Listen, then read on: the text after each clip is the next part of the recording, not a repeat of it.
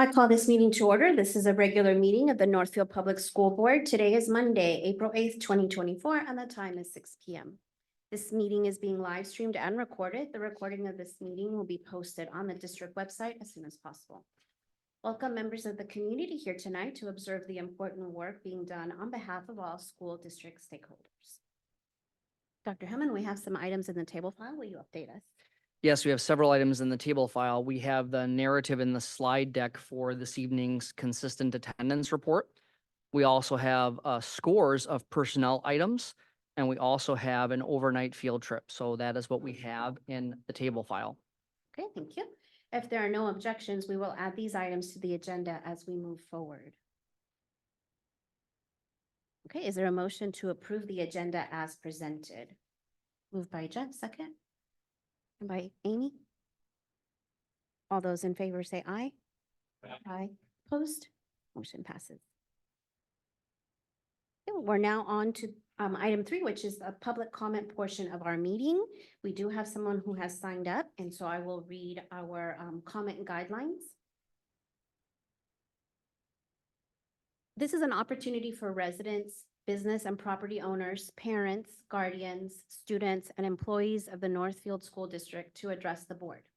All comments to the board must adhere to the guidelines set in place by District Policy 206 regarding public comment. This is not a time to debate an issue, but only for the board to hear your comments.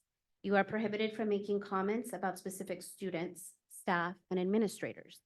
The board respects and values input, but when it relates to a specific individual or a specific matter, this input must be heard by the appropriate personnel, including the building principal or superintendent, and not during an open meeting of the school board. You will be gavelled out of order if your comments are not in compliance with these guidelines.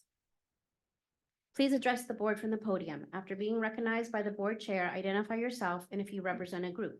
We require that you limit your remarks to 3 minutes. You are not allowed to yield your time to another person. It is expected that members of the public will address their remarks with civility and respect. Personal attacks by anyone addressing the board are unacceptable. The board has allotted up to a total of 30 minutes for public comment at regular school board meetings. I'll now begin to call those who have signed up to speak in the order in which they signed in. Vice Chair Corey Butler will be monitoring the speaker's time. He will signal each speaker with the time they have remaining at 1 minute, 30 seconds, and 10-second intervals.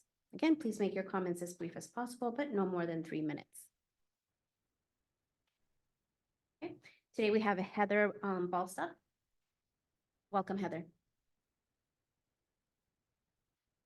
Superintendent Hillman and board, a very touching story that I would like all of you to hear. And I knew I was going to be emotional, so please forgive me. On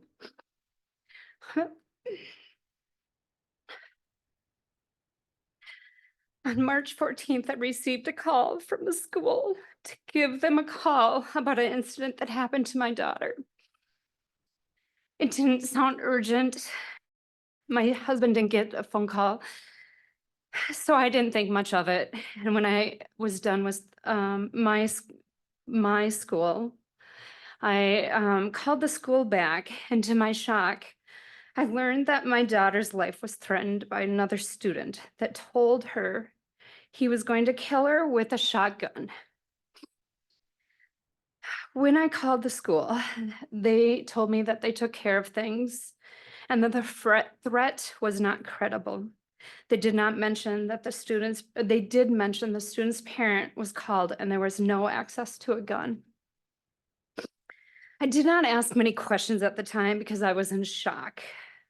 I know they can't give me many details because of privacy, and I assumed when the school had taken care of, they followed the protocols so that I trusted everything was going to be okay and done correctly. I sent my daughter back to school because I trusted the school, and more importantly, I trusted the teacher would protect my daughter.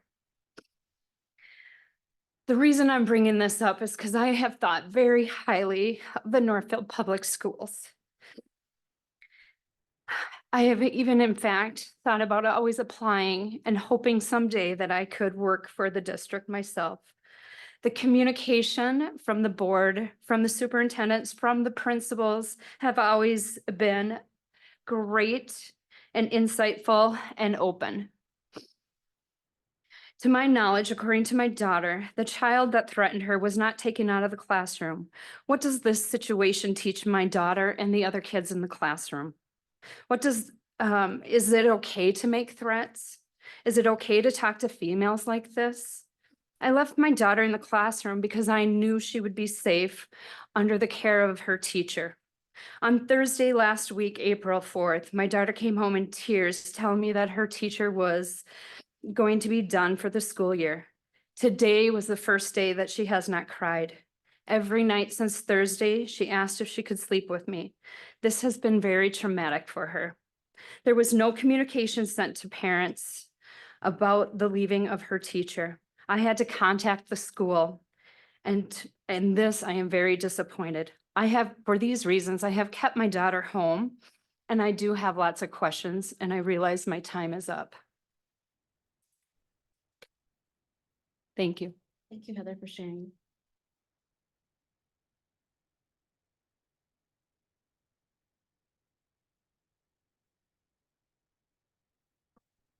Now on to item 4, announcements and recognitions. Dr. Hellman, do you have anything to share? We have several this evening. So first, we want to share with the board and the community that the Northfield Public Schools was a recipient of a 2024 Minnesota Promising Practices Award. This is for the Student Success Center at Northfield High School under the direction of Ellen Muha. And the Student Success Center was selected for a 2024 Promising Practice Award by Synergy and Leadership Exchange, and the program will be celebrated for its accomplishments at the Character Recognitions Award Luncheon, May 22nd at St. Mary's University Center in Minneapolis. This is not the first time that we have won an award from this organization. Our Area Learning Center recently won an award from Synergy and Leadership Exchange, same award a couple of years ago. We want to congratulate the Knowledge Bowl team. So our Northfield High School Knowledge Bowl team had a really strong showing at the regional competition. They took 2 of 3 possible spots to qualify for the state meet, and those Raiders will compete at state this Thursday and Friday up at Cragen's. So always a proud moment when we have the Knowledge Bowl team going to state, not 1 team, but 2. Always great. Want to congratulate Northfield High School senior Patricia Owusu. Patricia was honored by the city of Northfield with its leadership award at the State of the City event on March 19th. And if you know Patricia, she's an amazing leader. She's active on several boards and committees through the Youth on Boards program in Northfield. She's a leader of our Northfield High School Black Student Union. And if you meet Patricia, you immediately have faith in our future. So we just want to congratulate Patricia on that honor. We also want to congratulate early venture staff. So our early venture staff were able to have a successful visit from the Department of Human Services last week. Some might remember that the DHS governs all of the licensed childcare facilities in Minnesota. We're one of the few districts that has a licensed childcare facility under our umbrella. And so this DHS visit was unplanned, and it was earlier than expected as well. Usually they come a little bit later in the school year. We don't know when they're going to come. DHS can pull any file they can ask, they can check them. They've got very strict protocols, and I'm really pleased to report that we received a positive report with no violations. Now, this is on par with an audit with no violations. So it's a real high standard, and we're really satisfied to see that we had a successful visit. And of course, it's the staff at Early Ventures every day that do such an amazing job maintaining high standards every single day, whether we have a visit or not. We want to make sure the community is aware that community education summer registration has opened, and that the brochure arrived in mailboxes last week, and registration began on Friday, and families can register online, in person at the NCEC, or by calling the NCEC. And if people are interested in scholarship information for any of those great programs that are the NCEC Community Ed Bulletin, they can certainly contact the Community Ed office. And we just keep going here today. We have the Early Childhood Family Education 50th anniversary coming up. It's very exciting. Many people around this table have participated in ECFE. It's an amazing program, and they'll celebrate 50 years of the program on Monday, April 22nd, from 5:30 to 6:30. We do have a board meeting that night, but the celebration will be at the NCEC, and They would like to invite all past and present families to celebrate with ECFE, visit the building, the play spaces. There'll be some refreshments and just an opportunity to connect. And I know talking with many people, decades later, people are close with the families that they met in ECFE. So congratulations on 50 years of doing great work for young families.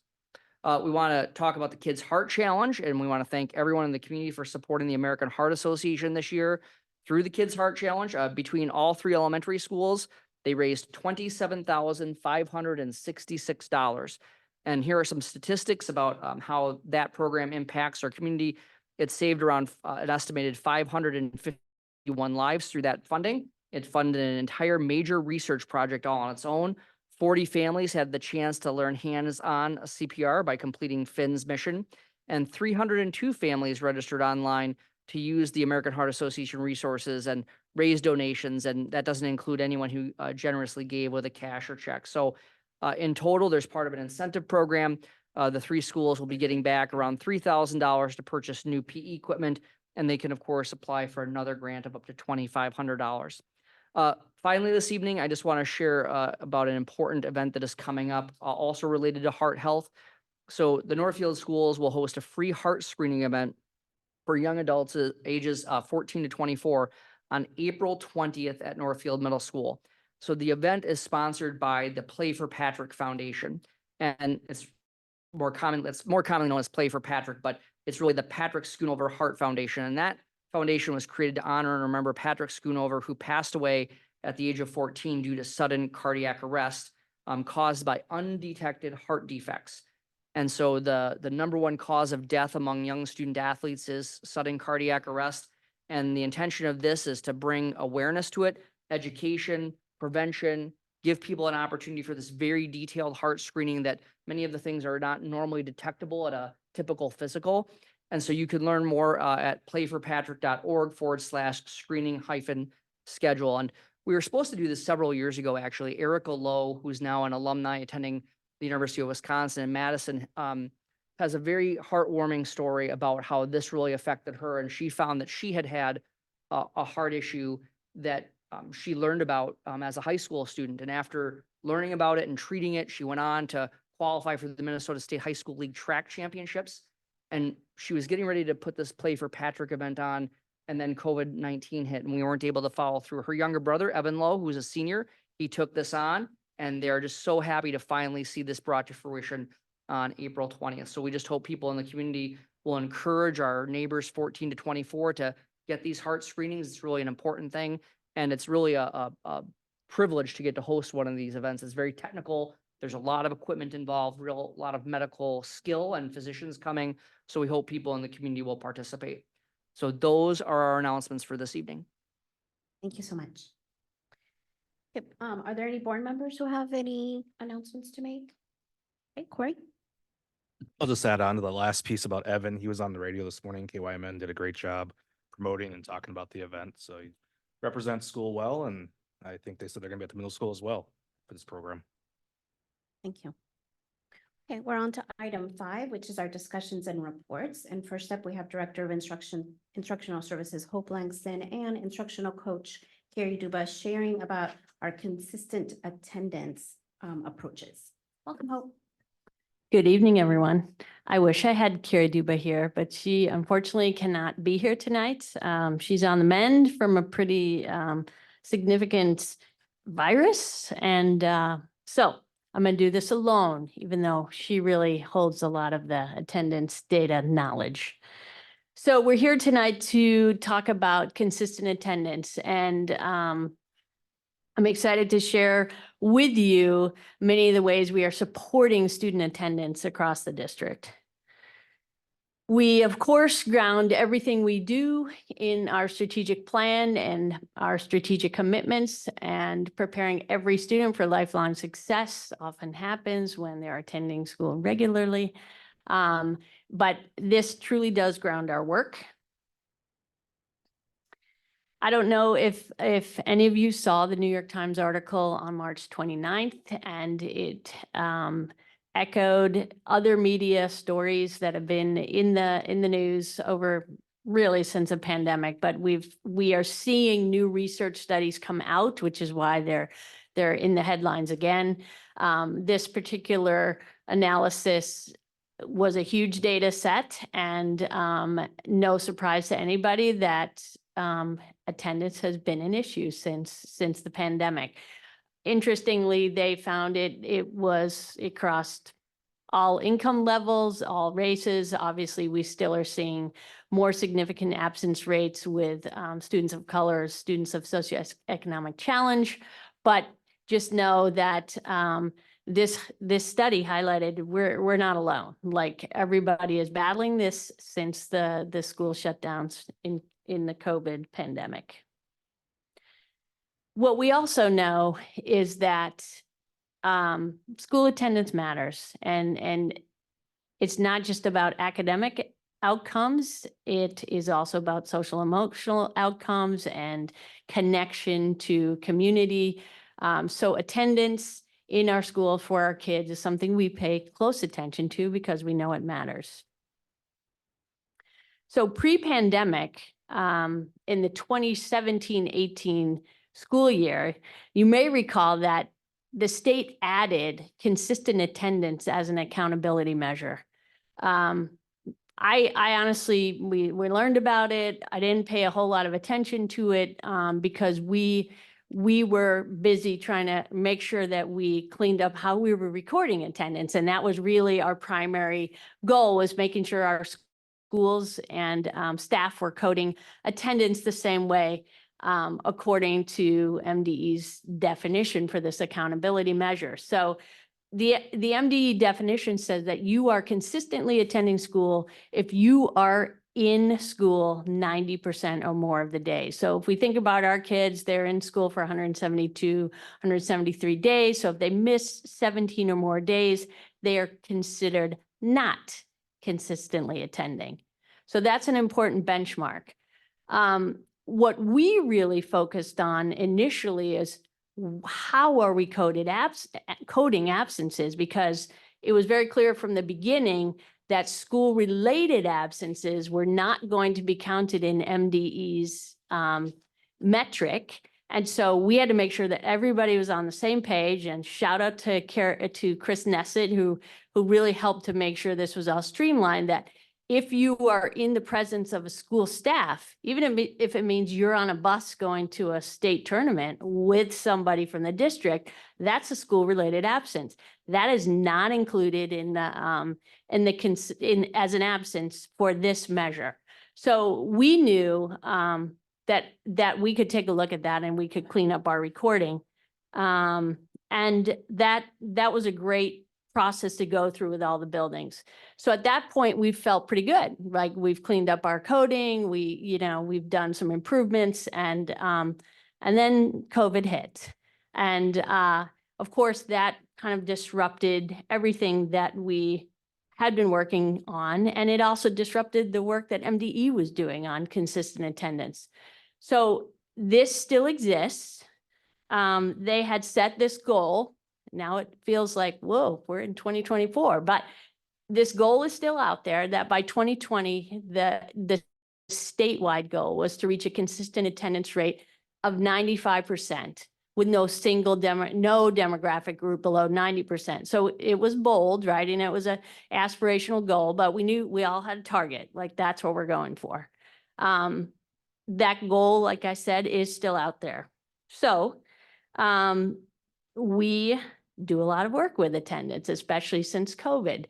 And two of the things I want to clarify is this chronic absence, which is related to consistent attendance. It's two ways to look at it. And then truancy. When we're looking at consistent attendance or chronic absence, we're talking about all kinds of absences, excused, unexcused. But the supports that are in place for that measure is really about supporting the family to figure out what barriers are there and trying to overcome those barriers. So we're looking at, like, hey, these absences are affecting academics perhaps, and it's a much more community-minded, community-supportive approach. Truancy is when we go down the path of the state definition of truancy. It's only unexcused absences, and it's about compliance with policy, and it's really relying on some legal involvement to solve the problem. So there's those two definitions. We actually, we use both, right? Because we have to. But our first line of defense is always a more supportive approach to identifying barriers that are making it hard for kids to be at school. So how are we doing? So right now, 80% of our students, as of today, we ran this fresh data, 80% of our students in all of our buildings except the ALC. We are not including the ALC in this metric because they track attendance. They are part of our accountability metric. But for the purposes of this presentation, we are leaving them out because that is one of their factors that qualifies someone for the ALC is chronic absence. So in this case, we're talking about our elementary schools, our middle school, and our high school. So as of today, 80% of our students are consistently attending. So they have attended more than 90% of the school days. Now, this is important. We've spent a lot of time talking about this, haven't we, Matt? On any given day, which we also track, 93% of kids are in our seats in our classroom, right? So there's two different things, right? There's that snapshot of at the student level, how many kids are attending more than 90% of the days, but on any given day, right? 93% of our kids are there. So the 7% might be this kid, this kid, this kid, this kid. They may fall into that chronically absent or they may not. So 93% on any given day, great news. So then we begin to disaggregate our data, and our teams at each building, our MTSS teams, our attendance teams, our PST teams are using these metrics and live dashboards pretty much weekly, some people daily. And so we begin to look at first by building.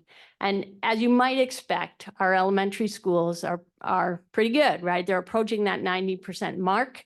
It's when we get into secondary schools that we start to see that decline.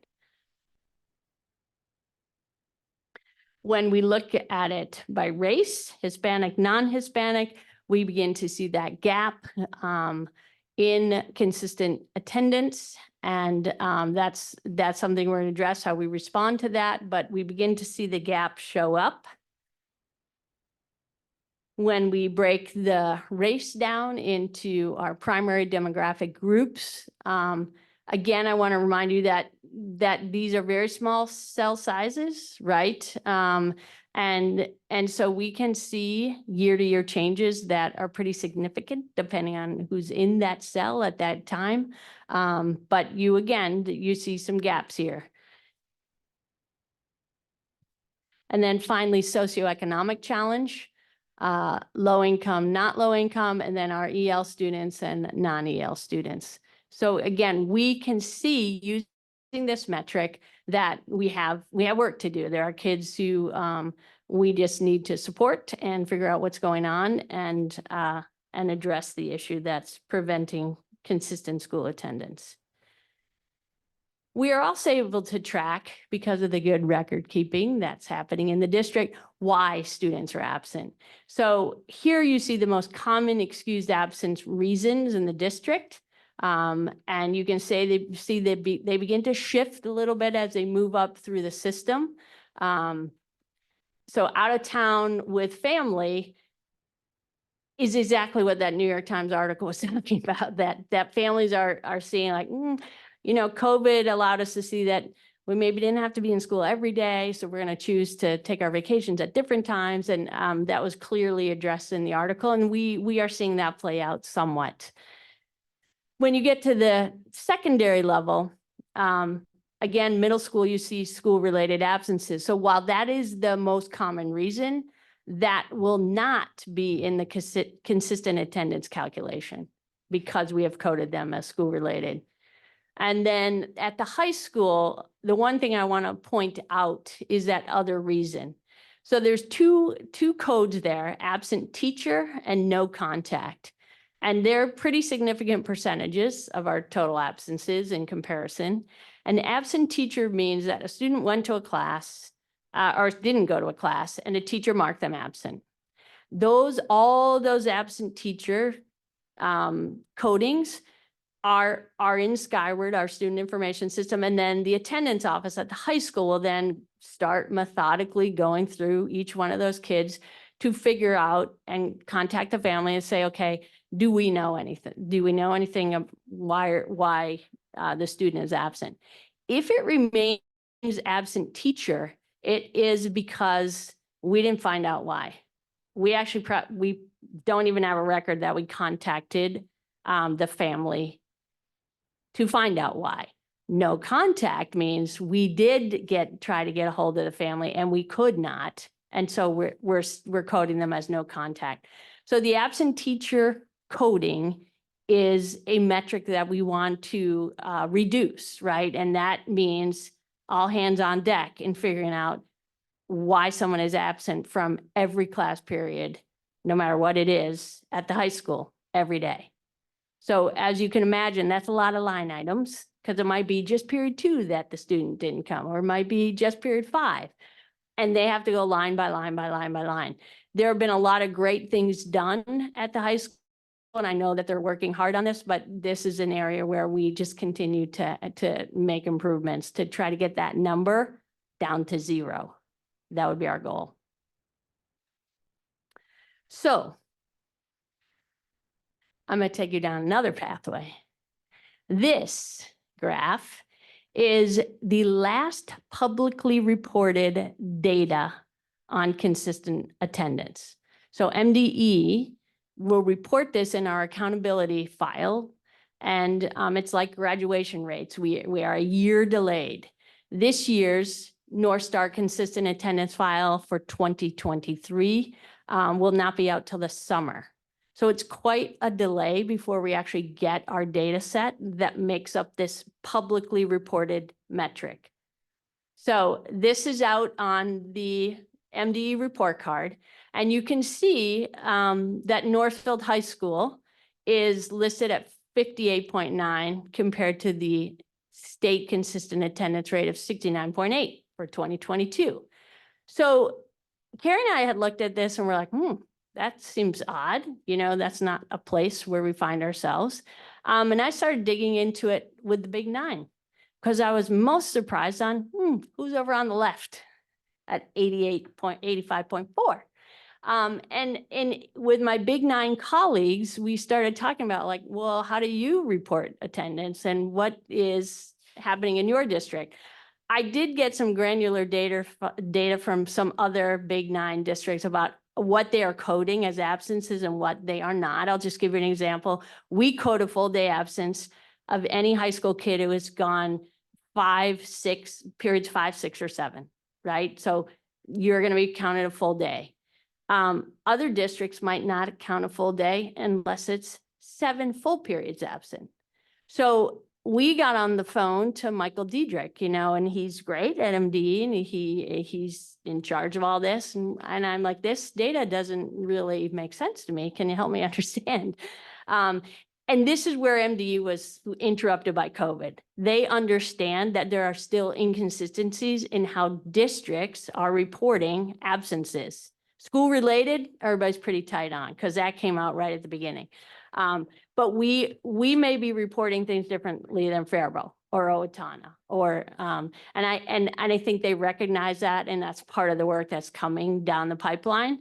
But the good news is we don't look like 58.9 anymore. So that's fantastic. But we are pretty tight in our attendance reporting, and I think it bears out here that we are pretty tight. So I just needed you to be aware in case you see the report card or you hear about the report card that there is some question in my mind, and I think a lot of other people's minds, about the validity of this when we don't yet have consistency across the state in reporting of absences. So moving on to how we respond. We first start at the bottom of the pyramid with climate, and we are assessing climate, how connected the kids feel to their school and to their peers, and that's with our student surveys and then the SSIS, the social emotional surveys. Secondly, the communication about attendance and the importance of attendance and what happens when your kids don't attend and what it all means, and that's available in the student handbooks for each school. Then we move on to tier 2. And we've talked before here about these fabulous family navigators that we have, Heidi and Cindy, funded through HCI and a partnership with Northfield Schools. We also have Sebastian Brissett, our cultural liaison, and new this year we have Sybil Betzinger, our Native American cultural liaison, and they really represent tier 2, like here's our kids who we are very much concerned about. They sit on the teams at their buildings for attendance, PST and MTSS, so that they are directly involved in the conversations about how best to support kids. So they would be our tier 2. And then tier 3 would be a more significant response, which would include attendance contracts and then maybe other agency involvement in Rice County. So again, we are working really hard. You're going to see in the narrative a lot of the detail that goes on in these weekly meetings at the schools to look at these students individually to understand how we can support their attendance at school. And I think that's it. So I'm ready for your questions. Thank you so much, Hope. Board members, do you have any questions or comments for Hope? Amy? Thank you, Hope, for the excellent and very clear presentation. I have 2 questions for you. My first question is, could you just elaborate more on what partial day absences, how they're counted? Like if they go to a doctor's appointment and miss a period or 2, how that works? And then my second question is, do you have any comparative data from before COVID so we can know whether absences are going up or down from like 2019? Yes. Well, let me start with question 1. So all elementary schools essentially have 2 periods a day. They take attendance in the morning and they take attendance in the afternoon. So if you go to the doctor in the morning, you're going to be marked absent in the morning, but not the afternoon. So that would be a partial day absence. High school and middle school are doing it by periods, right? And so if you're just gone for a couple periods, then you would be marked just absence for those. That would be a partial day. Once you hit, though, that you've been gone period 1, 2, 3, 4, and 5 and beyond, then that would be counted a full day absence for us in Northfield. Does that make sense? So do those partial day absences count against us? No. Okay. Although interestingly, we do track partial days. So one of our data platforms looks at absences by periods accumulated absence. So we would see a kid who missed a lot of partial days. We still want to know about them, right? Because we think that adds up to some impact on that student's progress. So we do track partially, even though it's not part of the consistent attendance metric. We do have historical attendance data. The difference is once MD added this as a accountability measure, we started calculating it a little bit differently. So I'd be happy, I don't have it with me right in front of me, but I'd be happy to share what's on the report card prior to COVID, when the first year this went into effect up until now. But I don't actually have it in my mind at this time, Amy. I apologize. As you can imagine, attendance used to be pretty decent. None of us, we hadn't hit the mark for consistent attendance in 2018 when the metric was put into place, and then COVID hit. So we're inching our way back up. Yeah. Thank you, Hope. Jeff? Thanks for the report. So how do you track if somebody just intentionally is skipping a class or they need to be referred for discipline kind of thing? So again, teachers take attendance every hour.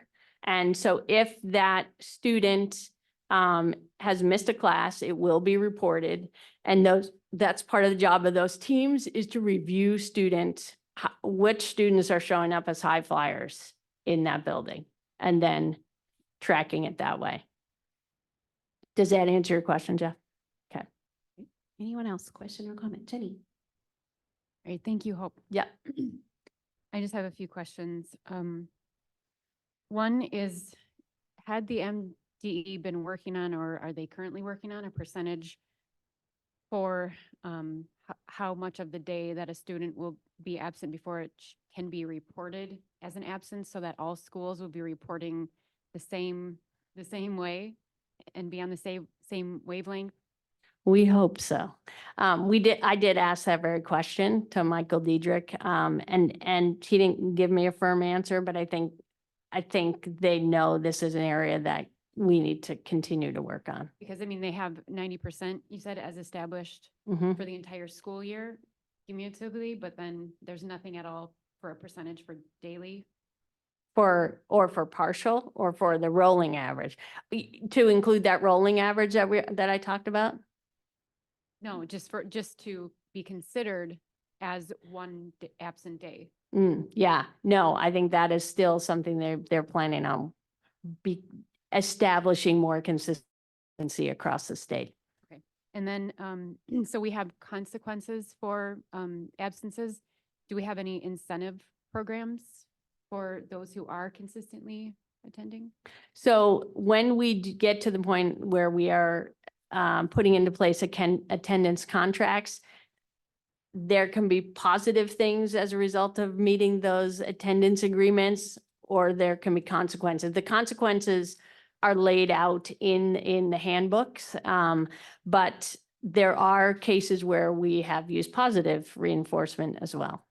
In It's fact- really an individual basis. In fact, I know the high school, at least this year, has had a consistent attendance incentive. So students who have been attending consistently, my understanding is they're entered in a drawing, and that they, certain intervals, I've seen people with pizzas that they got as a result of being in attendance consistently. So you're right, there's been some effort to try to do some incentives as well. And is that at any of the other middle school or elementary schools? I don't know the answer. Typically not at the elementary schools, for sure. You saw the consistent attendance at the elementary schools. I don't know at the middle school. And I don't know the answer to that, but we can find out for you, Jenny, for sure. Okay, and then speaking of the consistent attendances at the elementary schools, that's been, we've seen that year after year where it's consistent at all three, but then drops down for middle school and high school, as you showed on your slide.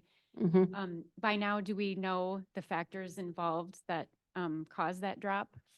Well, I think we go back to, Tim, if you want to just pull this up, the reason codes, right? So at the middle school, 14% of the excused absences are school related, right? So they're doing something. They're going to choir concert in the cities, they're going to some kind of sporting event, or there's some other reason, but it's in the presence of a school district employee. And then following that, out of town family, right? And that's where we've seen some increase. Luckily, the illness rate has gone down. And Amy, when you asked for history, that it's interesting because we obviously had very disrupted attendance when people were quarantining and things like that. So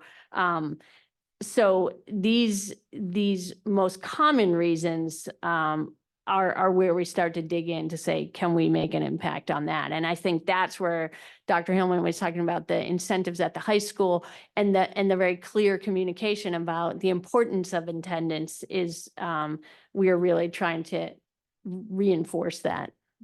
Okay, so then on that, when we say 80% of our students at elementary, middle, and high schools are consistently attending, then does the 20% include excused and unexcused? Yes, for chronic attendance, right? When we're talking about this, that's all absences, right? versus truancy is really only looking at unexcused absences by definition. Okay, and are there any parameters?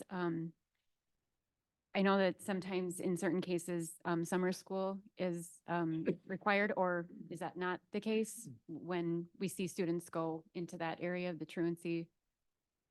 It can be, especially when it's related to a loss of credit. And then summer school would be, I don't know that I can use the word required, right? Because we give kids that strong prompt that to make up that credit, they need to do credit recovery, which can include summer school.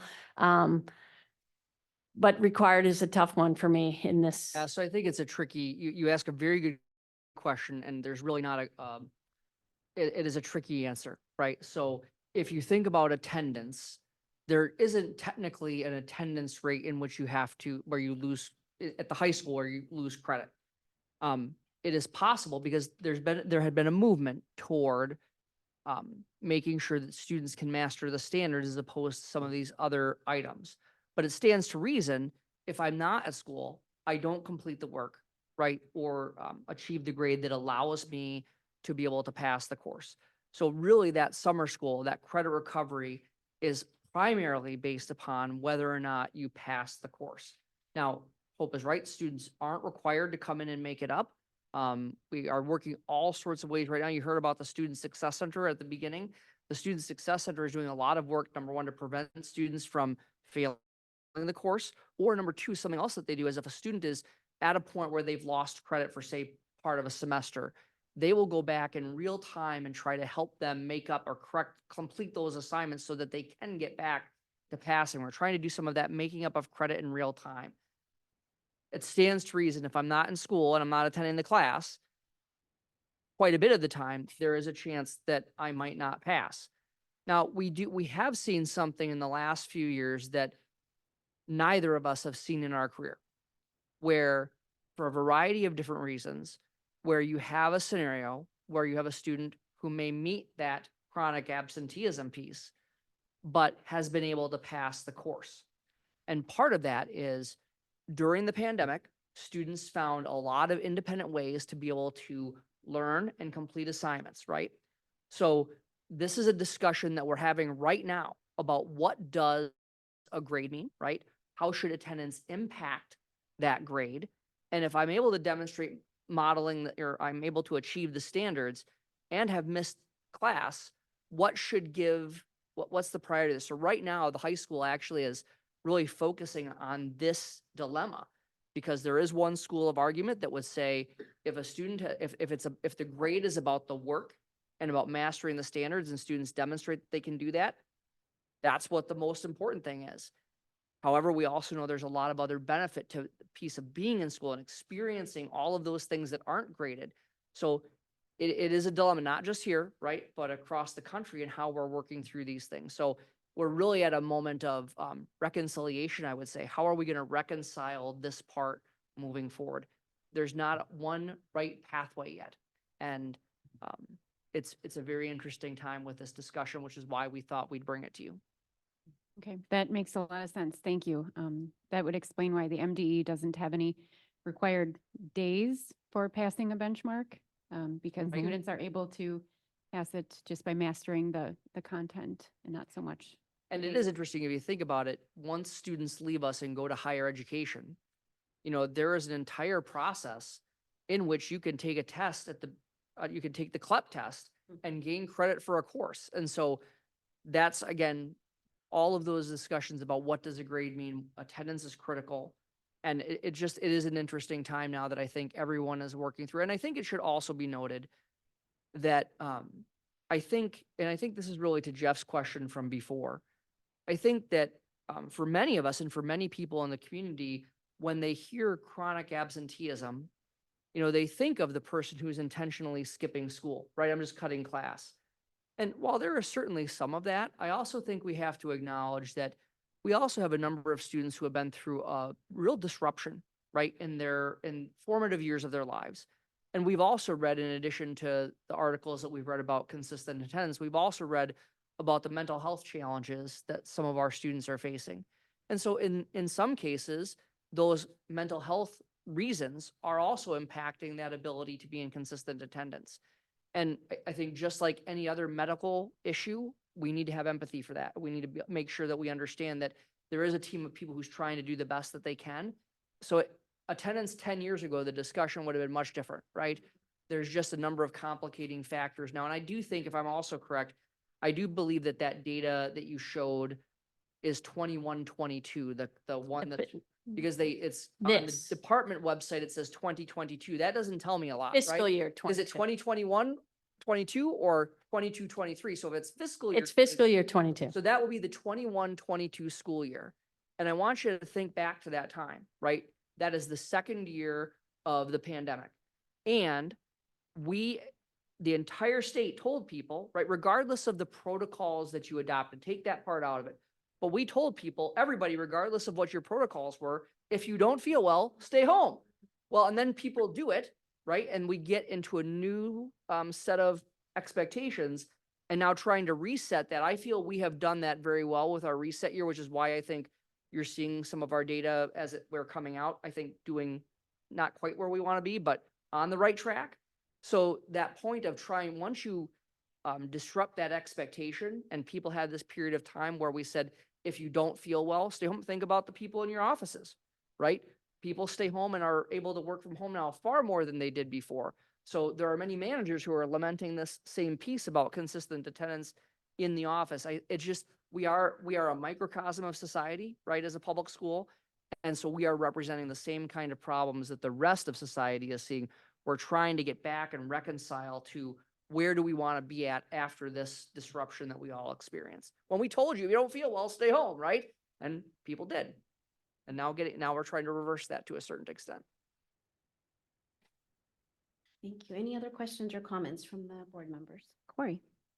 I hope just a Hi. few questions, clarified data. I was curious about, because demographic definitions vary based on jurisdiction. So we have broken out Hispanic and non-Hispanic. Is the white population below that inclusive of both those groups? Yes, Okay. so we are using, in this case, because this is what MDE is using, is a federal definition of race and ethnicity. Okay, great. Thank you. And then concerning the most excused absences, is that data collected based on what parents submit, like when they write in the tablet? Like, Mhm. is this just a summary of those and kind of loosely grouped together? Yeah, it's either what the parent has submitted, or what we have gotten via phone call when we follow up to figure out where a student is. But yeah, that is a parent reason. There's certain codes that the district has in the student information system. And so we're trying to, again, get consistency across buildings so that we don't have an overwhelming number of codes. Sure, and I assume comparative data is good year over year, just as we're discussing.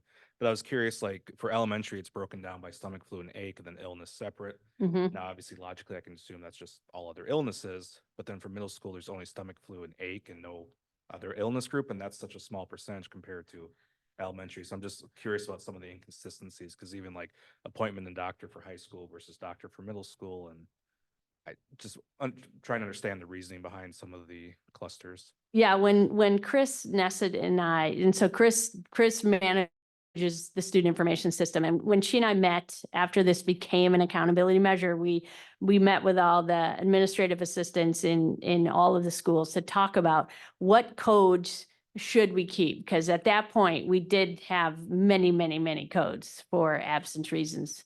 And we need to leave some jurisdiction for the schools to decide.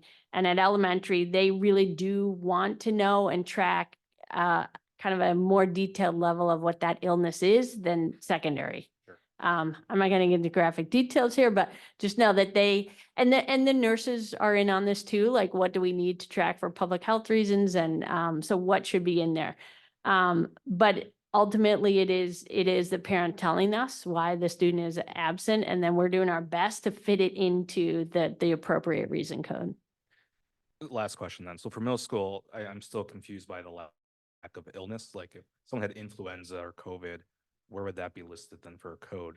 Where in elementary, we have one for illness, but there's not one for middle school. I have to imagine someone's been out this year with something other than stomach flu or stomach ache. There could be illness at the middle school. I'd have to pull it up, but there are more than one. Cough is one. There's more than one. But this is just what you're sharing. Yeah, this is just the higher percentage reason Okay. codes. All right, thank you. Yeah. And if I could just point out too that, so we talk about the challenge of having a statewide consistent measure, right? That's important for us to be able to compare and contrast. And so if you know anything and you think about anything about data collection, right? Having a quality, consistent data collection system is really important to be able to effectively compare. So let's think about, and I'm going to use the term failure point. I don't mean that anyone is fit, but there are several points here where there is a chance not to have the complete picture, right? We're talking about self-reporting. So what might be a stomach ache in my house might not be the same in somebody else's house, right? So that reporting is, anytime you're talking about self-reporting data, you just have room for different interpretation. I'm really proud of the work that Hope and Chris Nessett and our team have done to work together across all the buildings so that there's some inter-rater reliability, if you will. Is at Spring Creek what's being coded as one item the same as it would be at Bridgewater or Greenville Park? But you still have, I'm getting the self-reported information, I'm hearing it. If it's not exactly one of my codes, I now have to interpret and determine which bucket do I put it into. So again, you've got a couple of different points there where there's some judgment made. Not saying that judgment is good or bad. And I think that that is one of the real challenges of, I think, ever getting to a really true statewide system, right? Because we know that the same questions are asked on the MCA math test, right? We can debate the preparation. We can think about all sorts of things. We know that that's a fairly consistent metric. There's a lot of discussion about other parts of that, right? But this one, I hope you can see as a very challenging one to really be able to compare effectively across all districts. Amy, did you have a question too? So I have another question for you. I would have thought one of the good things that came out of the pandemic is the fact that people were start keeping their kids home when the kids are sick and not sending them to school. That's a good thing. And that the parents, many of them have more flexibilities in their schedule so they can work remotely if their kid is sick, so they can keep their kid home. And now I'm hearing that that's a bad thing.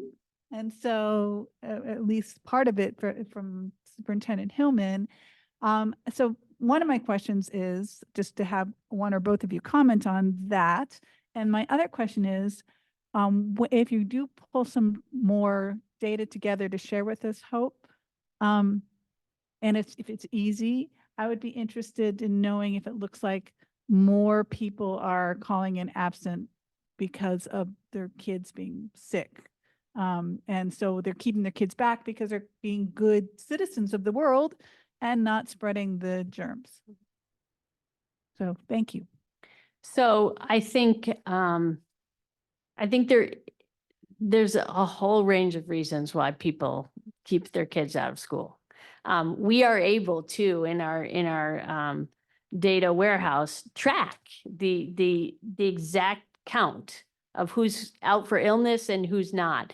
The slide of the most common excused absences was really the higher metrics. There's probably, I don't know, 20 or 30 codes on any given day being used for absence reasons. So I think we should look at that because I think it would be an interesting Northfield, Amy, about what the reason codes and has there been a shift pre-COVID, post-COVID, right? Because I don't know the answer to it and I don't want to give you wrong information, but I would say people, we want you to keep your student home if they're sick. There's no question, right?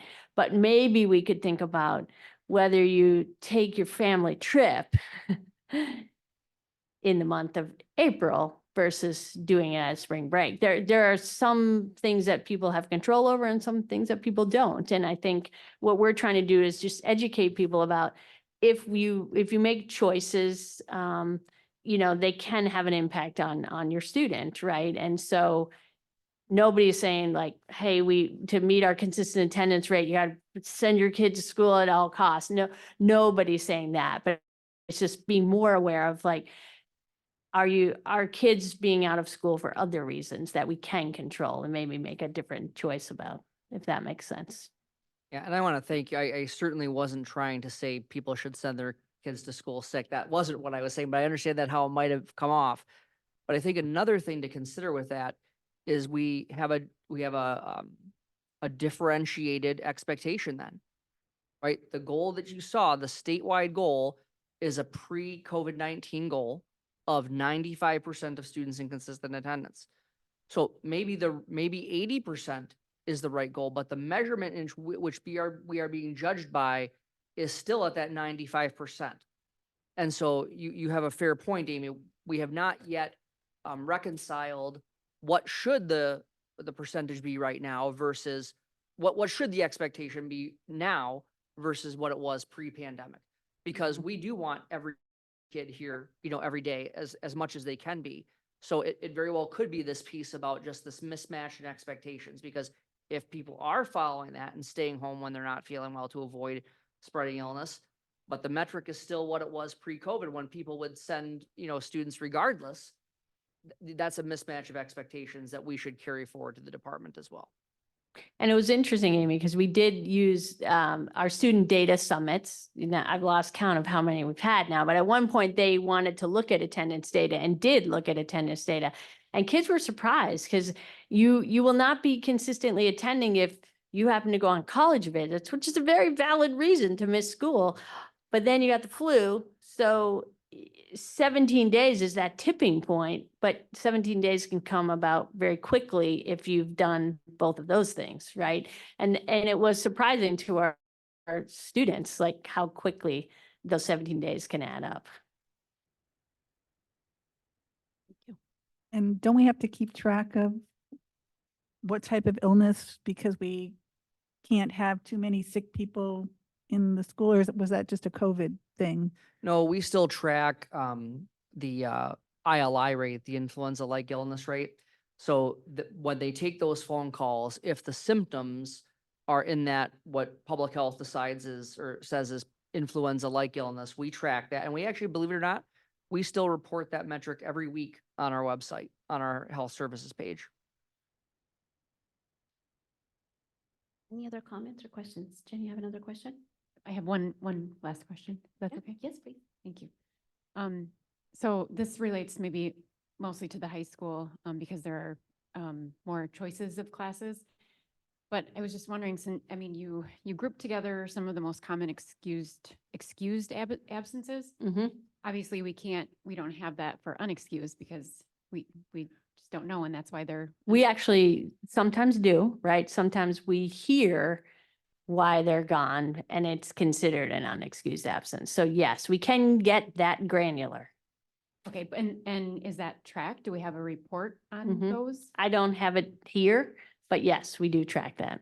Okay, and do you happen to know if there's a big fluctuation in, let's say, being absent from some of the core classes or required versus the elective type courses? If there's a really big difference or maybe I have not to as- think about how we could, I think we don't track it like that by class.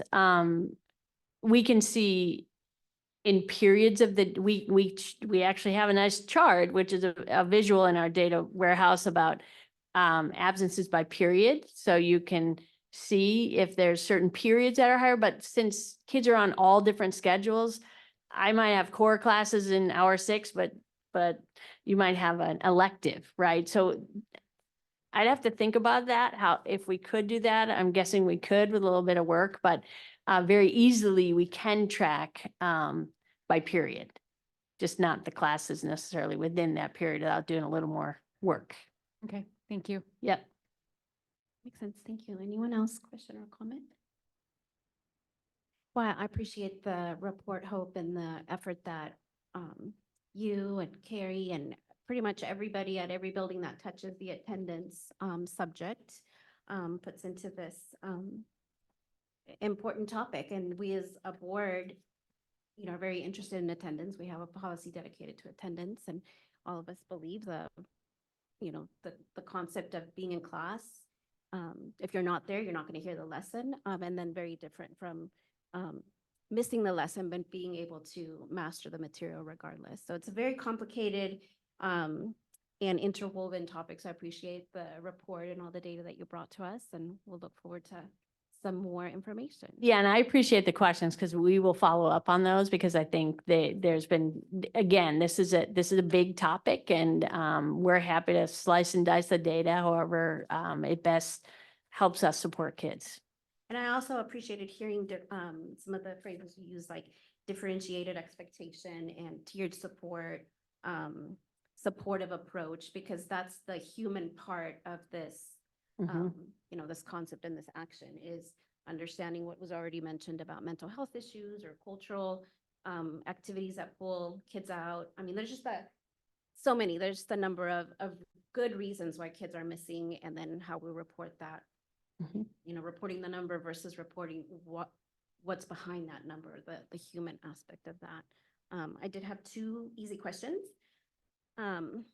In the slide with the most common excused absences, it says out of town for elementary/family. So that would mean that the family requested to pull a student. What's the title again? Sorry, because I lost my slides. Really, it's all of them. They have some form of /family. And so my question is, when parent says, well, we just kept him home, Mhm. do you dig deeper, like, well, why did you keep the? Yeah, typically they will dig deeper, especially at the elementary level where the number of kids that we're tracking is smaller, right? So, because there are times where the principal can make a call that it is an excused absence where the family kept home versus an unexcused, right? And so I can't emphasize enough what you just said, the human element of this. And this is where our navigators and our cultural liaisons have been, and even the teams as they respond, but actually connecting with the family and hearing the reason why is what helps us determine whether something's excused, unexcused, and what that code is. So that human element is critical. Thank you. And then on, Dr. Tommy, you mentioned about some of the incentives you've seen at the high school. Are those tied to attendance contracts, or is it overall, the whole student body is entered into a raffle?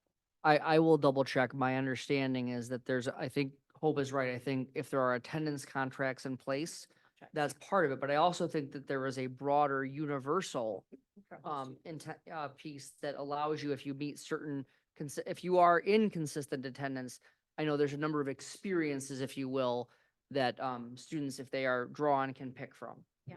Okay. So I think it's both but we'll validate that. Okay, great. Thank you. Thank you both. All right, thank you.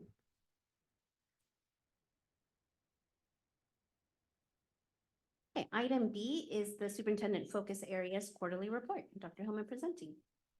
Yeah, so in your packet, you have, remember this year, we have gone to providing a quarterly report about the superintendent's goals. So each year you adopt focus areas. I submit focus areas and you approve focus areas for me in addition to the 41 job responsibilities that are in the superintendent's job description.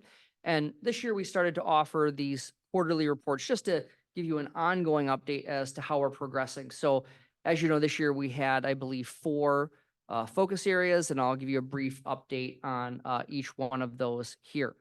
So the first area was really around making sure that we're supporting the implementation of the READ Act. And as you know, the READ Act is really going to transform literacy instruction in Minnesota. You know that we were well ahead of the game by adopting science of reading strategies well in advance of the adoption of this legislation. Since the last report that I gave you in February, we have completed our plan to align with the legislation for training for next year. And so the district has chosen something different than the language essentials of teachers of reading and spelling, letters, we've called it. We have adopted what's called the Core Learning Online Language and Literacy Academy, otherwise known as OLLA. This is one of the 3 programs that the Department of Education had authorized that meets the legislation. And so the training is going to be integrated into our weekly professional learning community sessions for teachers who must complete it by June of 2025. So many school districts did this differently. Some school districts did what we had done in the past, and they're paying people a stipend outside the school day.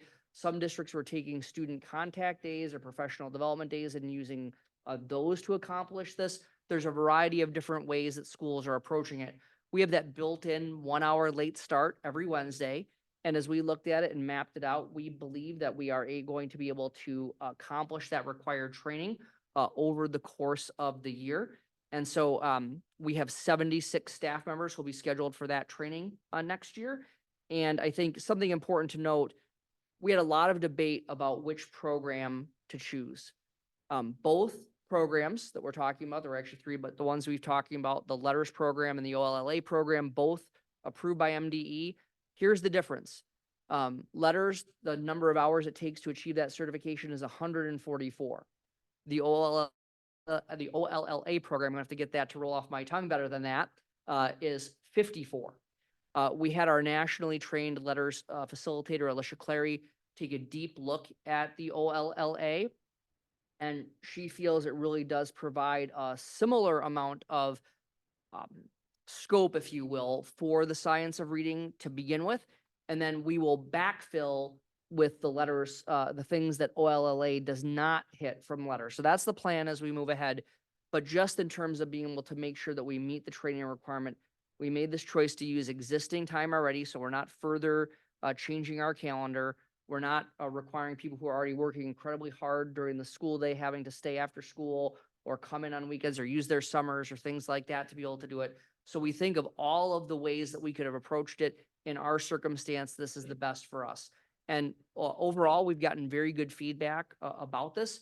Of course, there's a variety of feedback anytime that you say this is how we're going to do something district-wide, but I think overall, people have appreciated that we're using existing time to be able to accomplish this state required training. As you know, we already had around 60 staff members trained in letters already. So we're well on our way to achieving the goal. The second focus area is around state legislation. Since the last time that I've updated you, there has not been a lot of new things that we were required to implement. You typically see things required to implement when the bill is passed. Last year, there were things that needed to be implemented in July and August. By January. But just since the last update in February, there are not a ton of new things that we've had to implement. But I did want to report to you that our district's Legislative Action Committee has met 4 times so far. In fact, it might have been 5th with this last Saturday. They've met every other Saturday since February 10th. We've been averaging 16 people joining our Zoom call every other Saturday to talk about legislative items from St. Paul. Clearly a very different session this year compared to last year, but we are still really engaging, and we're talking with that Legislative Action Committee, both about short-term things that we can try to influence in this session. The second year of the session, there isn't a budget that's required, so very different level of lobbying, if you will, in terms of that, but also talking about how do we influence the legislative action this year, but also setting up the long-term and looking ahead. How do we set ourselves up? For example, Amy Gerwitz and I have been working with our local legislators about an idea we have around a revolving school construction loan fund that the state would manage. School districts would have to meet certain criteria.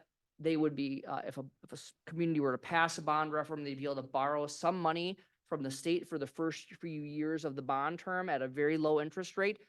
We know that this had no chance right this session, but we're hoping to say is that if we can get people thinking about it, we actually now have one legislator who is willing to put us in touch with one of the nonpartisan legislative assistants who will assist us in writing a bill and getting that process moving. So we're not even confident it will happen next year, but some of these things take time.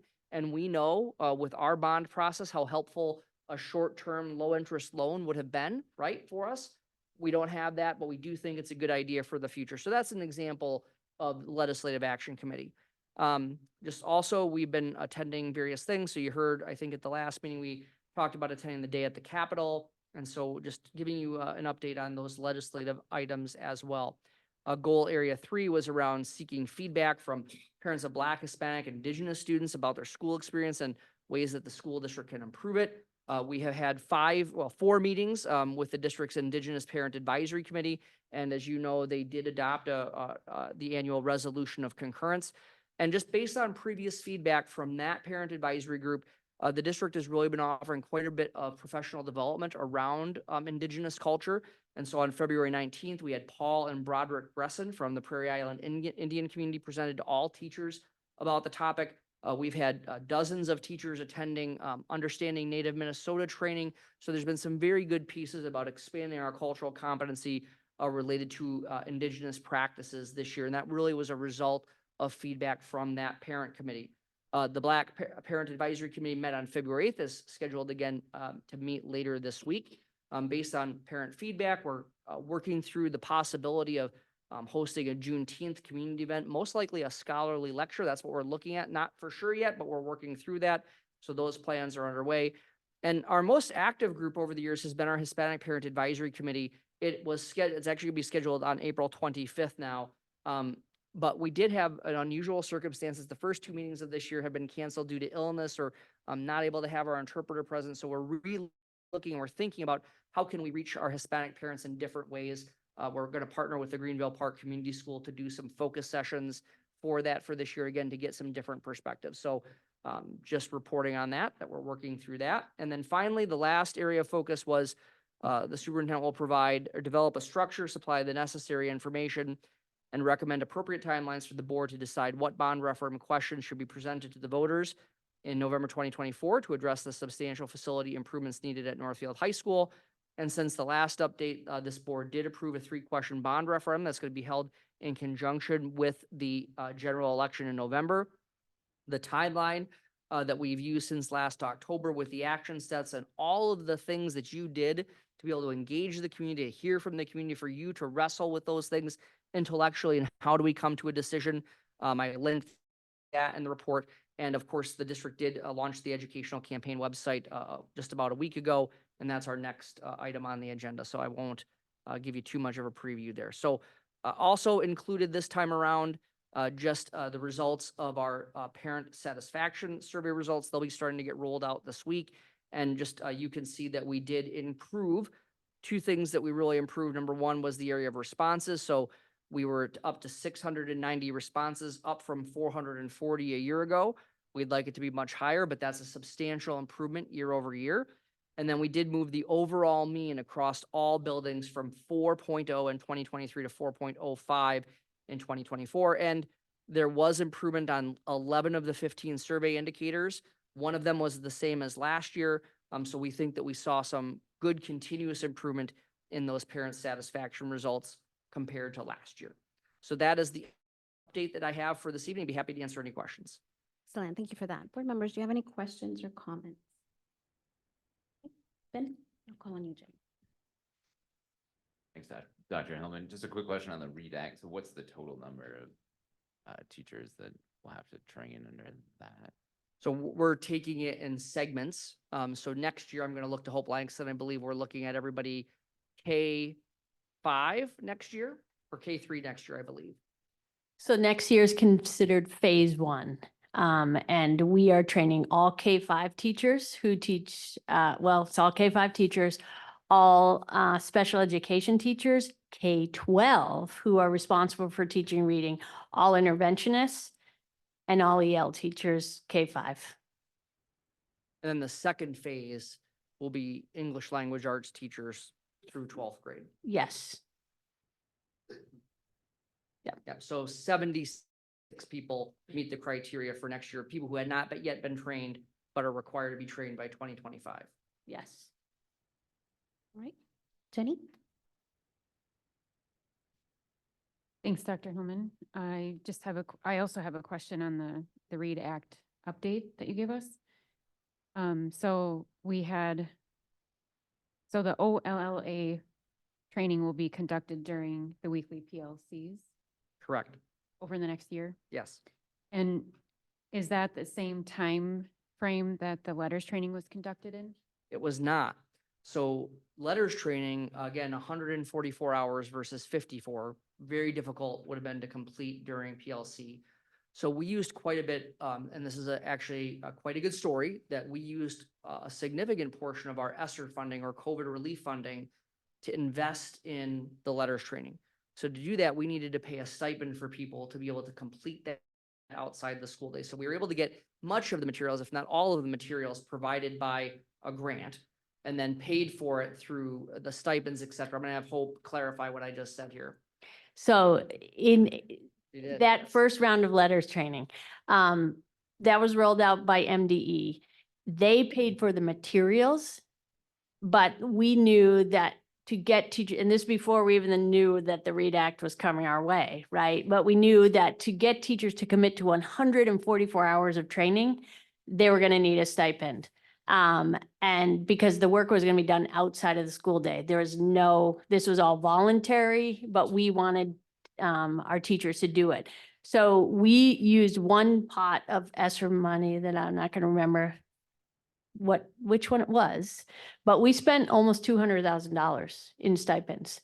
And it is why we had such a high rate of participation. But now that it's required, we costed it out. We had a team actually look at it every which way, and to do letters in that old format would have cost the district almost $500,000. We were paying $4,000 a stipend. So $4,000 per teacher to complete the 144 hours. Yeah. And it was the right amount, right? When you're thinking about a stipend, you have to figure out what's the right amount to bring people out. And that clearly was, because we had around 60 teachers who took advantage of it. And that's why we've got such an advantage moving ahead. And I think the other part you're reading right now, I mean, 70% of the metro school districts are reducing their budget this year.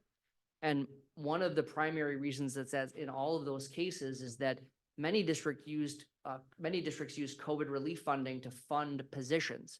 We did some of that. As you know, we were very strategic in how we use those dollars to fund positions. And then we evaluated after the first year, should those positions move forward or should they not? So we had some positions that we funded with the ESSER money that we decided, that was a good pilot effort, but we can't continue that. Others, like the additional school counselor at the secondary schools, we chose to fund moving forward. But the big portion of this was in terms of the couple of $100,000 that we used for ESSER funding for READ Act, we knew that would be an investment, the gift that would keep on giving. So it was a one-time expense that we knew we would get years of yield out of. And so that's a little bit of a different approach about how we use the federal money for something that we could leverage for years to come, as opposed to positions that we knew we wouldn't be able to support after a couple of years. And I do want to give a shout out to HCI, because we had teachers on a waiting list. So we trained our first 60, and then we had more teachers who want to be trained, but they hadn't signed up by the deadline, and then MD was out of space, right? There are no slots left. So when we had the opportunity, because we have Alicia, right, who is able to train as a national facilitator, HCI graciously has funded the materials and the stipends for 12 additional teachers. And they're finishing up by May. But even HCI could not continue that level of support to train 76 more teachers, right? And so we knew we had to look at a different model. So they helped fund 12 extra after the 60? Mhm. Yes. So it was like 72 total that will have trained in letters. Mm-hmm. Okay. Yes. Now, some have, it's a moving target, right? Some have left the district, some, most of our teachers have stayed, thankfully, but we did have some who started, or teachers who moved here from other districts and were midway through. So and we know that will happen too, that we just don't have a stable workforce 100% of the time. But yes. Okay. And then this question might be for Val, I'm not sure. But so then is the cost for the OLLA training significantly less than it was for letters on the basis of per teacher? Since we're allowing them to do it during contract time, it's not an additional cost to the district. Does that make sense? So there's no stipend on top of, so it's whatever we budgeted for their salary. We're just utilizing their time slightly differently. Okay, so it is a significant cost. difference. And the materials, we're told, will be paid for by the department. We're So still waiting for that. there's two parts to any this piece. There's number one, how do you pay for the materials for the training? You know, there's a variety of different ways that companies do it. And then the second part is how do you pay the staff for their time to participate? What Val just said, you know, we are paying them what we would have paid them. We're shifting the responsibility during, and there will be a loss, right? Those people will not participate in a specific professional learning community like they're used to. Now, there's a lot of pieces around how this is very much like a professional learning community, just focused on reading. So we think there's a substantial benefit there. So that part of the salaries we're paying built in. And then the materials, which in some cases can be very expensive. What we're told is the Minnesota Department of Education is going to fund that. That's part of some of the money that came forward last year. We've done a little bit of the math, as you might imagine, and we're curious to see if they can pull it off, because we've done the math of 331 school districts and how much we think it will cost, and we're going to wait to see the rabbit being pulled out of the hat. So they are saying if something does get paid for this session, that there is a possibility we could see some one-time READ Act money to help bolster some of these pieces. So for example, the letters materials alone now cost about $1,000, just under $1,000, just for the materials per teacher. I don't know what Ola's cost is yet because that has not been published. But we have been told, like Dr. Hillman said, that the state will cover the cost of the materials, and that includes the paper books and then the online access. So it won't really matter how much OLLA's materials are because it's going to be covered regardless. That's what we're being told. That's what we understand. Yes. As smart as we are today, that's what we have been telling people, or that's what people have been telling us. And it is, you know, we went back and forth because we really like letters, but we do trust, you know, Alicia Clary is a nationally trained letters facilitator. Between she and Hope really dug into the differences between the two, and we feel that the OLLA is a very good, solid start and will have an impact. And then we have that benefit of having the nationally trained facilitator to help backfill any of the gaps.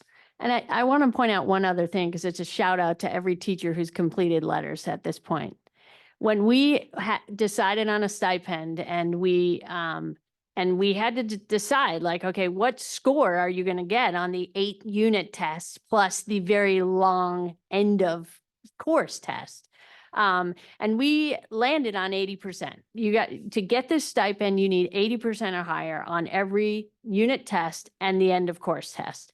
And this is not for the weary, because I did it. I completed letters training, and it is like a college course.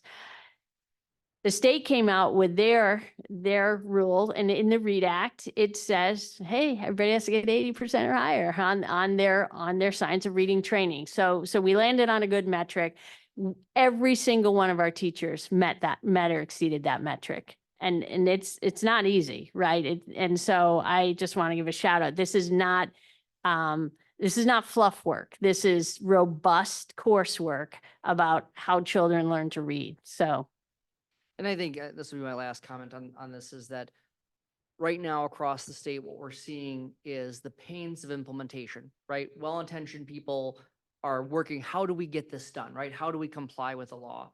And whenever you start moving into that, how I'm going to implement something, you can from time to time lose sight of the bigger picture, right? You can get into the very weedy piece about when are we going to train people? What day is it going to be? How long? And do I have to do this? Do I not? But if we zoom back out, the purpose of this is that we know the dramatic gift that when you are able to read effectively, right? When you are able to read at grade level, especially in this school district, the world is your oyster, right? Being literate at grade level has association with so many other positive metrics.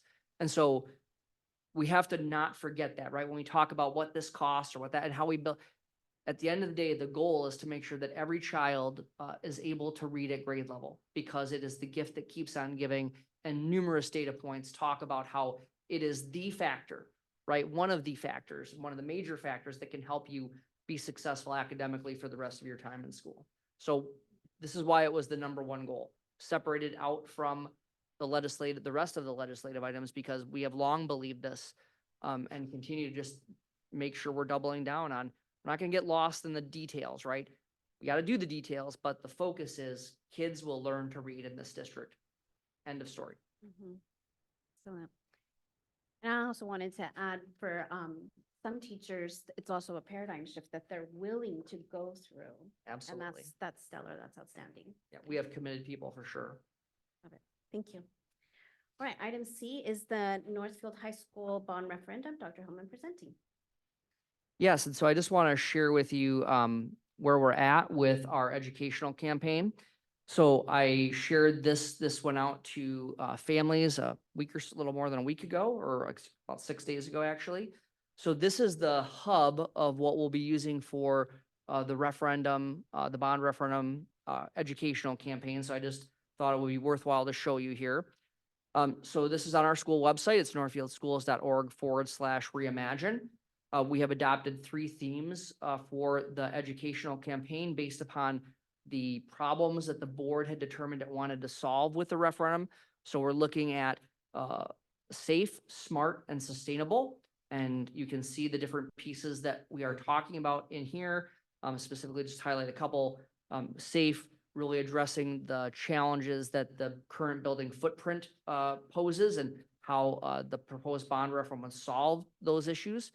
Really talking about the smart component in terms of thinking about natural light, thinking about reimagining classroom design, helping make sure that we have spaces where people are able to compete in the modern workforce. Sustainability, simply with the plan that we have, modern construction for the classroom addition. The other work that we would do would dramatically make the new component of the building and the existing building much more sustainable. And then, of course, question 3 with the geothermal would take that to another level. We're really talking about this as the just right option. And so it's interesting. Someone was asking me, well, how did you pick this? And well, we said, well, back in 2017, the voters told us that a new school was just not in the cards. It was too expensive. The Morris Leatherman survey 2 years in a row has told us that a brand new school is too expensive. Also, we know that we heard from many, many people over the last few years that just a regular renovation of the existing facility was just not enough. And so the plan that we have proposed, we look at it as just right. It's that piece that combines the new construction with renovating the best parts of the building, reducing the footprint, and addressing the issues that the board identified. And then important here, we think one of the most important things in the educational campaign is for people to come and take a tour or attend an event. So you'll see the event calendar that we have, and it's robust already. We've already had a few events. In fact, this is the photo from the Chamber of Commerce Community Market Fair last Saturday. So it was from 9 to 3. We staffed the table the entire time. It was awesome. We had great engagement from people.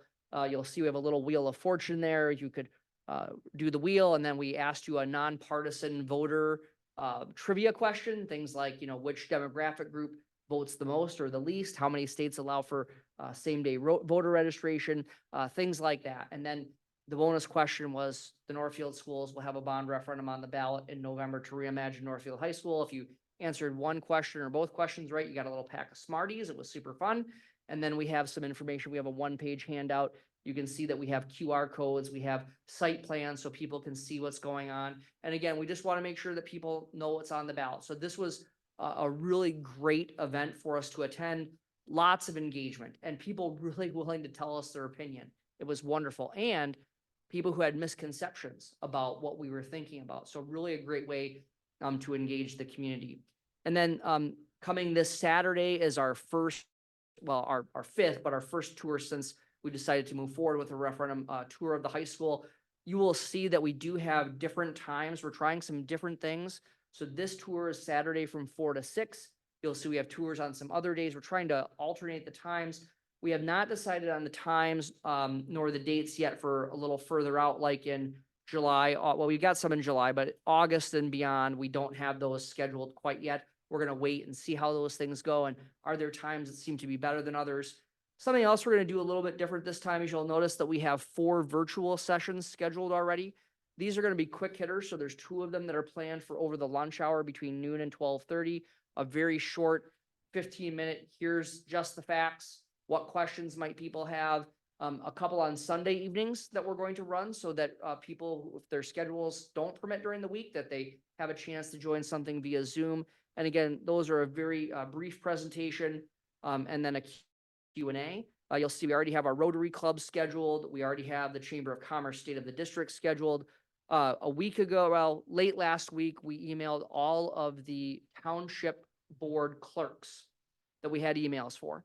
And it was all but one that we had an email for. I believe we already have 3 presentations, 2 so far. So there are 2, and then we have contact with at least 4 of the townships right now, still working on scheduling this. And then if we don't hear back from the townships by this week, we, meaning Anita, will start calling them and asking if they're interested. And if they're not interested, that's okay. We just want to make sure that we leave no stone unturned in terms of people having an opportunity to learn about what we are doing. So those are just a few of the events. And then as you go through the rest of the site, you'll see that we describe the 3 questions. We have a site plan here. You can click this and it will launch, again, a site plan and then just a different graphical version of it. So people are able to see that. As you continue to scroll down, it's never too early to let people know about where they're going to vote so you can find your polling place. Obviously, how much it costs is going to be important. So we're just showing what that representative $350,000 home is with question 1, 2, and 3. People can either click on this image or they can view the tax impact table and they can see the entirety of the tax impact there. We're awaiting Ellers is programming our tax calculator. We're hoping to have it live on the site very soon. That's different than what you're seeing here. On the tax calculator, you'll go in and you'll be able to put in your own value and it will give you exactly what the cost would be for you each year. Then as we continue forward, you'll see for people who really like data, and there's a few of you at this table, you want to dig into the finance schedules and see principal and interest for the entirety of the potential bond. You can see that going all the way out. You can see the variety of graphs that are associated with it, with a number of things. If question 1 passes, if question 1 and 2 pass, if question 1, 2, and 3 pass. So you'll be able to see some real detailed data from Ellers about the finance schedules. And that's important to some people to be able to see the entirety of that data. We really talk about the stewardship here, and this is a key part. In fact, I shared this with the Chamber of Commerce Board last Tuesday morning and was given explicit instructions to tell as many people these 2 items as we can.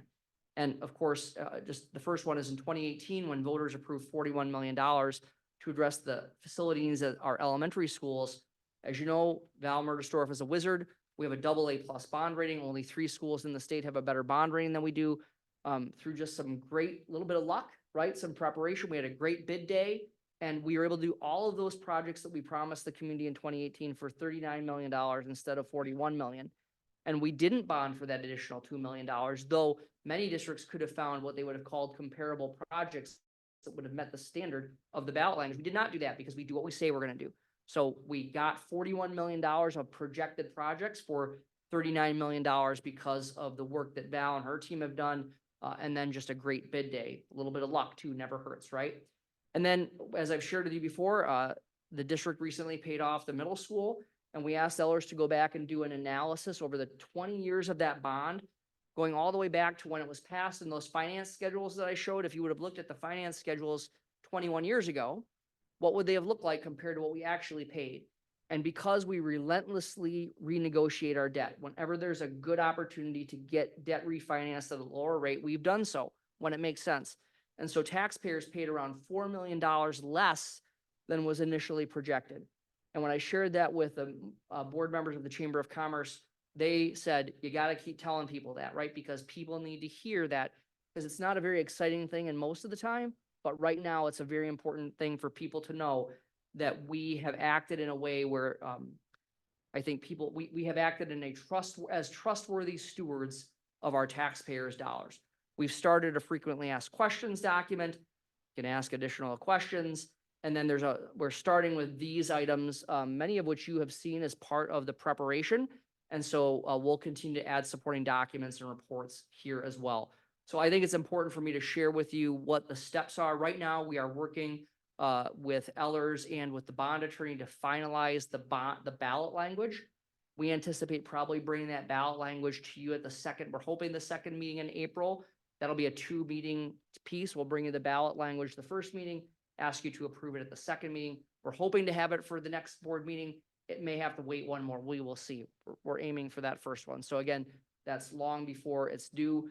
We're also working on submitting the review and comment very shortly as well. We anticipate that's going to be ready in the next few weeks as well. You need to hear it and approve the submission of that document. So we're hoping to align the ballot language and the review and comment, but they may need to take place at different times. So just wanted to report to you what we're doing with the bond campaign and would stand for any questions that people have. Excellent, great website. Okay, any questions or comments? Okay, Amy? I just have a comment. I want to say if anybody on the board or watching is interested in going to the Rotary presentation, let me know and I will bring you as my guest. And I also want to invite board members, Amy and Claudia were able to join us for a little bit on Saturday. We haven't given people assignments to come to certain tours or things like that, but board members are of course welcome at any of the events that we have.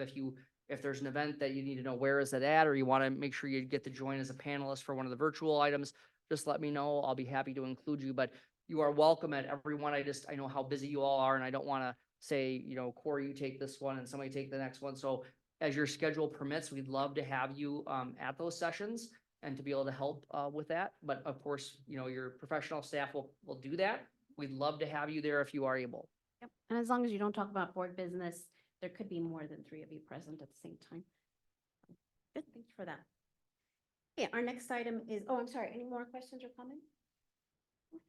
Okay, so our next item is the consent agenda. As a reminder, there were some personnel items in the table file added to the consent grouping. Is there anything anyone would like to pull from the consent grouping for separate consideration? Okay. Is there a motion to approve the consent grouping? Moved by Corey, second. Second, thank you. All right, all those in favor say aye. Aye, opposed? Okay, motion passes. Our next item is items for individual action. We have one, and that is the board is requested to approve the policy committee's recommendation to sunset policy 723 as presented. I will take a motion first and then we can have discussion.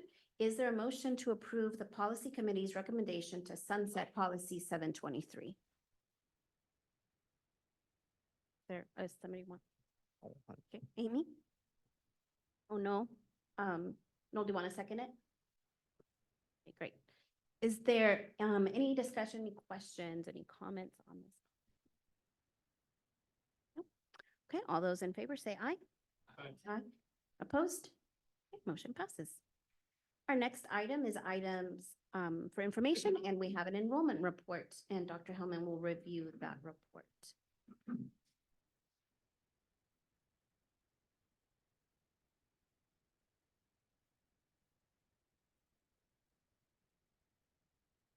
So this is the enrollment report as of April 2nd. As you know, we look down at the bottom here and we're looking at the projection that we had for this year was at 3774. We are above that projected number by 30 students right now, down a little bit from 34 last month, but still 30 ahead of projection. Remember, this is the 1 year in our demographic projections where we were projected to hold steady or slightly increase, and we have outperformed that, which is a really good piece considering the long-term declining enrollment that we're anticipating. And then last month I had shared with you that I would make sure that I focus each month on just publicly showing what the class sizes are at each elementary school. So as you can tell, very different or very similar to last month. There was not much change across the district, so it stands to reason these would remain similar. That's going to be pretty typical, especially in that second half of the year. So very similar to where we were at last month, but I had indicated I would make sure that I shared that with you at each meeting. So this is where we stand at this time. Be happy to answer any questions that people have. Very good. Anybody have a question or a comment? Okay, none at this time. Right, our next item is our future meetings, and those are on Monday, April 22nd, 6 p.m. It's a regular board meeting here in this same boardroom. Monday, May 13th, also 6 p.m. in this boardroom. And then Tuesday, May 28th, as Monday the 27th is Memorial Day. We'll be meeting here for a regular meeting at 6 p.m.